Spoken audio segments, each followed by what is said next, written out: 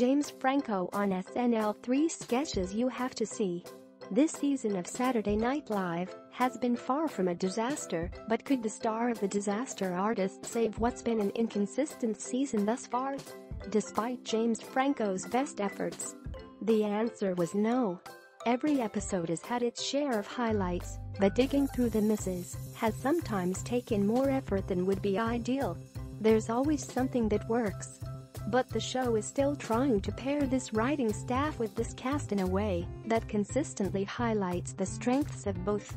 Next week's Kevin Hart-hosted Christmas episode may break the streak and provide the first top to bottom strong episode of the fall-winter run. In the meantime, let's ignore the coal and focus on the gifts that SNL gave us this week.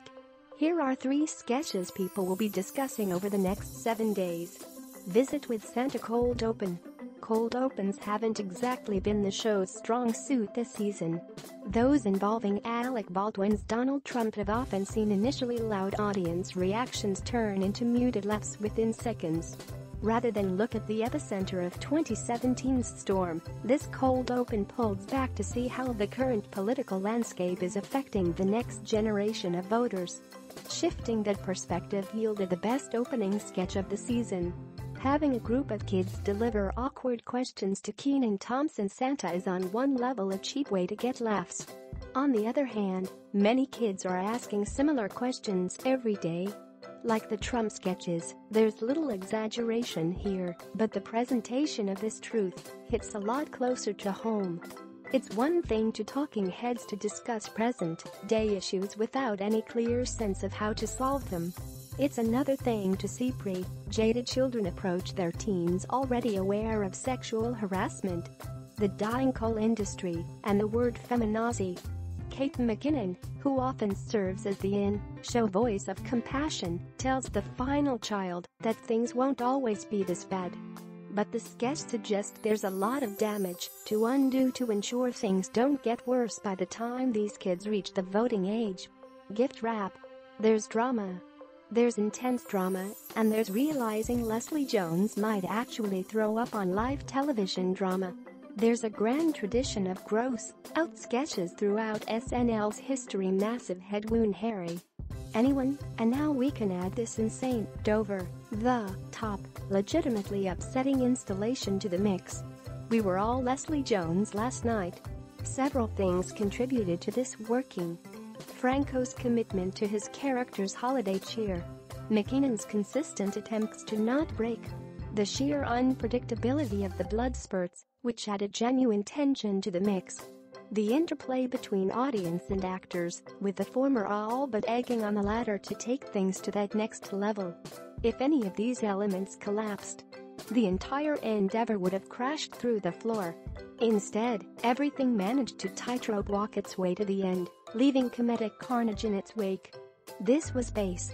This was dumb. This was puerile. This was fantastic. Spelling bee. It's hard to quantify how much a host's commitment can add to an episode of Saturday Night Live. But it's easy to see when a host is giving it her or his all. That doesn't say the subpar sketch that lasagna sketch was always going to be bad, but Franco sold it as if it were Celebrity Jeopardy. But that effort can sometimes take a fine sketch and send it into the stratosphere. This is such a sketch, with a simple premise, that works because of Franco's utter commitment to the material. It's not that other hosts couldn't have played this character. It's that only Franco could have played this version of this character. When the right host gets the right role, it reminds you why SNL is so potent. The key to what makes this sketch sing? Diction. Franco's enunciation. Each line of dialogue is razor sharp, imparting purpose but also decades of pent-up frustration. On paper, a line like, "Little pig boy comes from the dirt" isn't inherently funny. But at that point in this sketch, uttered in that way by Franco, it turns into one of the greatest jokes in season 43. Its precision comes from a very patient, repetitious series of call and responses that arrives at that atom bomb of a punchline. To SNL, James Franco gets help from Seth Rogen and Jonah Hill. Bleeds comedy. James Franco kicked off his fourth turn as host of Saturday Night Live, an unspecial milestone that doesn't come with a commemorative jacket, with a little help from friends Seth Rogen, Jonah Hill, and, best of all, an embittered Steve Martin, who whined angrily from his spot in the audience, "I used to be the center of attention." Aside from the cameos. And as SNL monologues go, Franco's opener was otherwise unmemorable. His contributions to the show's later sketches were, apart from a couple stumbles, stronger. Let's get that stumble out of the way. Taking the prominent post-monologue slot was gift wrap, with Franco playing a shopping center gift wrapper whose paper cut turns very bloody very fast.